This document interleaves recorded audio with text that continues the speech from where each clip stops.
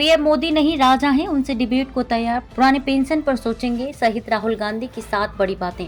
कांग्रेस के पूर्व अध्यक्ष राहुल गांधी ने जाति जनगणना की वकालत करते हुए कहा कि मैं तो कहता हूं कि जाति जनगणना करा लीजिए, ये पता तो लगे कि देश में कितने पिछड़े, दलित और आदिवासी आदि हैं। देश के करोड़ों लोगों की सच्चाई सामने आनी चाहिए।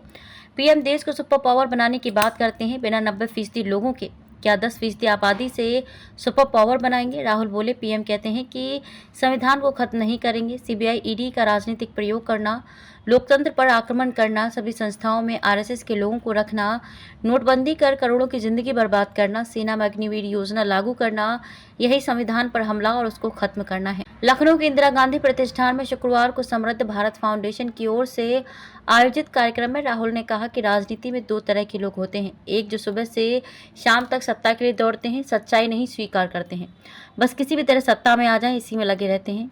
दूसरे वे लोग होते हैं जो सच्चाई सामने दिख रही है उसको स्वीकार करते हैं। अंबेडकर, गांधी, बुद्ध, पेरियार ने यही कहा हिंदुस्तान के लोगों को छोटे छोटे खांचे में बांटा। राहुल गांधी ने कहा कि पैदा होने से पहले आपका भविष्य तय हो जाता था, आपकी योग्यता, क्षमता, काम को नहीं देखा जाता था। हिंदुस्तान के लोगों को छोटे छोटे खांचे में बांट दिया जाता था। आप छुओगे नहीं, आप जमीन नहीं खरीद सकते। करोड़ों अरबों लोगों ने ऐसी अपनी जिंदगी जी है क्योंकि लोगों ने सच्चाई नहीं स्वीकार की। मैंने दादा पिता की लाश देखी है, राजनीति मेरे लिए नशा नहीं। राहुल ने इस दौरान इमोशनल कार्ड भी खेला। उन्होंने कहा कि एक नेता सुबह उठकर सिर्फ यही सोचता है कि सत्ता कैसे मिलेगी, मेरी उसमें रुचि नहीं है। मेरे लिए राजनीति जनता की मदद करने का औजार है, राजनीति मेरे लिए नशा नहीं है। मैंने अपने दादा पिता की लाश देखी है।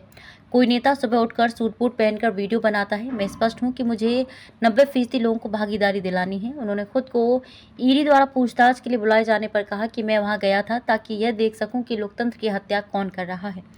मैं सोच रहा था कि मेरे परदादा ऐसी जेल में 12 साल रहे थे तो मुझे भी 10 साल रहना चाहिए। राहुल गांधी का कार्यक्रम शुरू होते ही ठाकुरगंज की 7 साल की बच्ची जैनब अली मंच पर एक पोस्टर लेकर पहुंच गई। इसमें लिखा था, मक्का और मदीना जाके राहुल मामा के लिए दुआ की है, मुझे अपने मामा राहुल गांधी से मिलना है।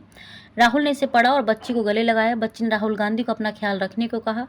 जैनब की मां जहां आरा ने बताया कि 11 जनवरी को हमने मदीना जाकर राहुल गांधी के लिए दुआ की है। मैं और मेरा परिवार लंबे समय से पार्टी से जुड़े हैं।